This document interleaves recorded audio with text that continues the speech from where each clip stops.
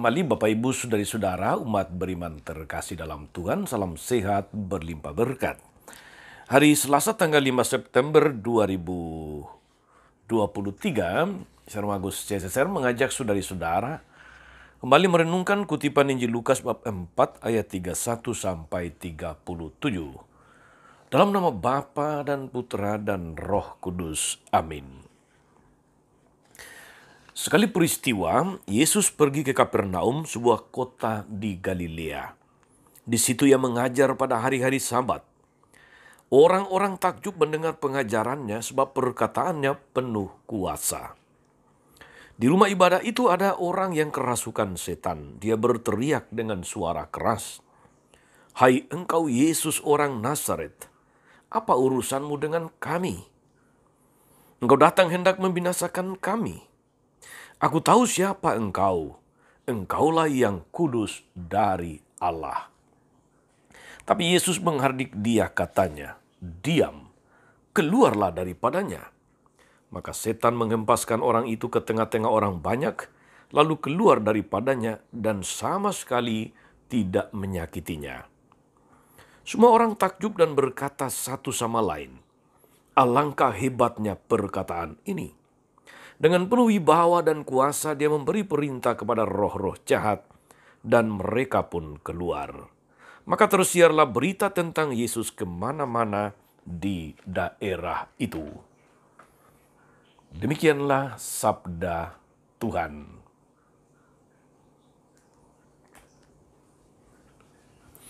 Bapak Ibu Saudari-saudara umat beriman terkasih dalam Tuhan kita Yesus Kristus. Kemarin kita mendengarkan kisah tentang Yesus yang memperkenalkan siapa dia. Apa perutusannya di tengah dunia ketika dia mengatakan roh Tuhan ada padaku. Untuk memberitakan kabar baik kepada orang miskin, penglihatan kepada yang buta, pembebasan kepada tahanan, dan tahun rahmat Tuhan telah datang. Hari ini, saudari-saudara, kita mendengarkan Yesus yang mewujudkan apa yang diproklamasikannya kemarin itu di dalam tindakan membebaskan atau melepaskan orang yang kerasukan setan. Apa yang menarik dari peristiwa ini, saudari-saudara?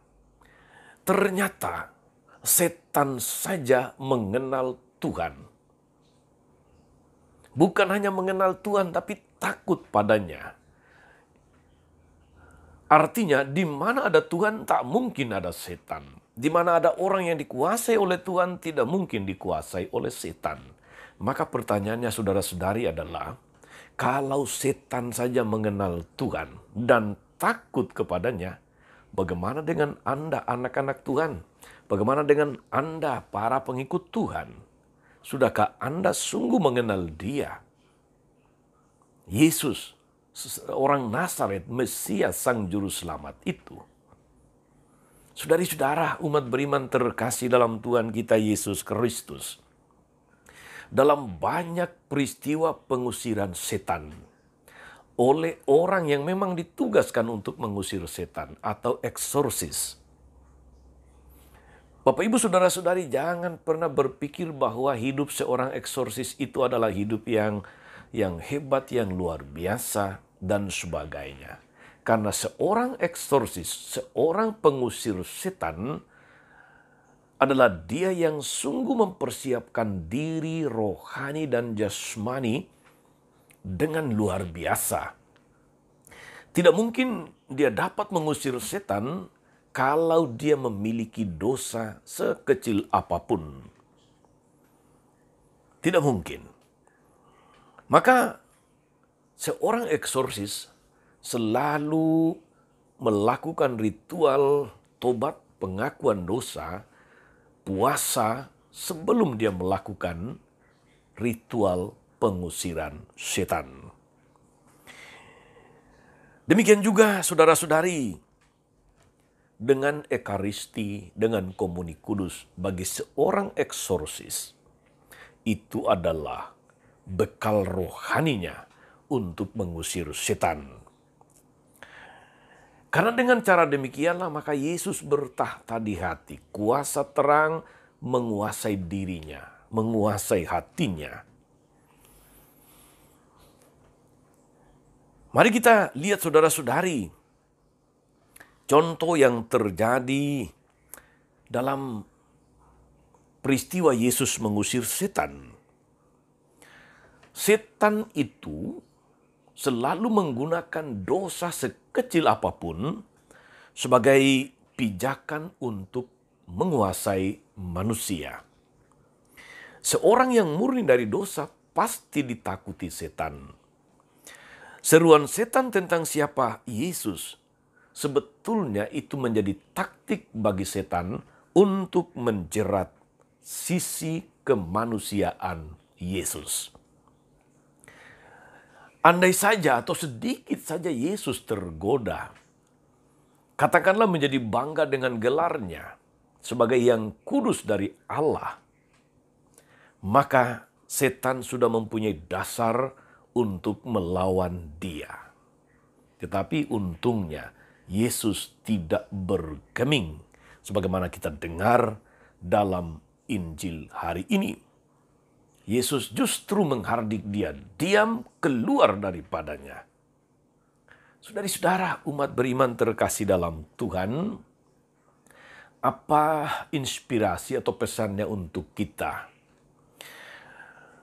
Pertama-tama saudara-saudari, hati yang murni, hati yang suci itu menjadi incaran kuasa kegelapan. Hati yang murni mengganggu gerakannya untuk menjerat jiwa-jiwa.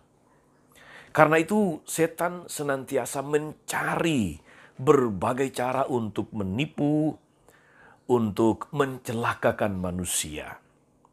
Hati yang murni adalah kebutuhan jiwa kita. Namun dalam hati kita saudara-saudari, seringkali tumbuh rasa segan untuk bertobat. Membuat pembaharuan rohani, membuat pengakuan dosa. Hati yang murni membutuhkan santapan rohani, tubuh Kristus sendiri.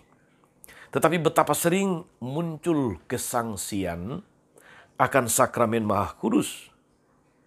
Bahkan seringkali disertai kehilangan rasa hormat terhadap sumber energi rohani kita, yaitu komuni kudus, tubuh dan darah Kristus. Hati yang murni membutuhkan pelayanan cinta sebagai jalan untuk melayani Tuhan. Namun saudara-saudari, betapa kita seringkali terganjal oleh rasa ingat diri, iri hati yang begitu berlebihan sehingga pelayanan kepada sesama hanya dilakukan bila ada kesempatan. Hanya dilakukan seperlunya, seadanya, sebisanya saja. Bahkan kalau perlu dialihkan ke orang lain saja. Jika kita selalu bersikap demikian, saudari-saudaraku, jangan heran kalau hati kita senantiasa mudah, gampang dikuasai oleh setan. Gampang dikuasai oleh iblis.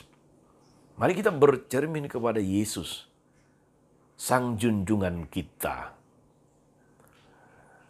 Dia menguasai iblis karena dia bebas dari dosa, sekecil apapun, dan tidak pernah takluk akan jeratan dan godaan iblis.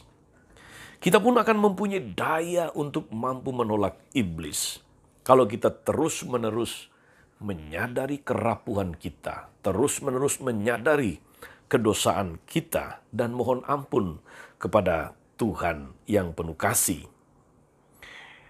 Hati yang murni yang dilimpahi rahmat dan belas kasih Allah mampu mengalahkan kegelapan, mampu mengalahkan kuasa kegelapan. Saudari-saudara, semoga kita senantiasa memurnikan hati, senantiasa memperbarui diri, hati kita suci, hati kita terang, dekat selalu pada Tuhan, sehingga iblis tidak mempunyai tempat. Iblis tidak mempunyai kesempatan untuk mencelakakan kita. Selamat beraktivitas hari ini saudara-saudari, selamat melayani, selamat berkarya. Jangan biarkan godaan sekecil apapun menjerat Anda, sebab iblis memang menyukai kalau kita mempunyai kelemahan, kalau kita senantiasa senang di dalam kelemahan itu. Itu modal besar bagi dia untuk menjatuhkan, untuk memenjarakan kita di dalam penjara kegelapan. Tuhan Yesus memberkati. Amin. Tuhan Yesus Kristus, kami bersyukur karena Engkau jauhkan kami dari segala macam godaan iblis, dari segala macam kebinasaan dari kuasa kegelapan. Tetapi kuatkan kami agar kami boleh senantiasa menjaga kemurnian hati. Agar kami tetap suci, tetap murni. Sehingga iblis tidak punya kesempatan, tidak punya tempat untuk mengganggu, untuk mencelakakan, untuk membinasakan kami. Kami percaya kepadamu Tuhan. Engkau yang kudus dari Allah, kini dan sepanjang segala masa. Amin. Saudari-saudara sekalian, berkat Allah turun atas saudari-saudara, atas mereka yang kita doakan karena tahu kita janjikan doa. Mereka yang sakit dan menderita segala rencana, karya, dan pelayanan hari ini, Bapa dan Putra dan Roh Kudus. Amin. Tetap sehat dan teruslah menjadi berkat. Jangan lupa like, subscribe, nyalakan lonceng notifikasinya. Salam 52, Tuhan memberkati.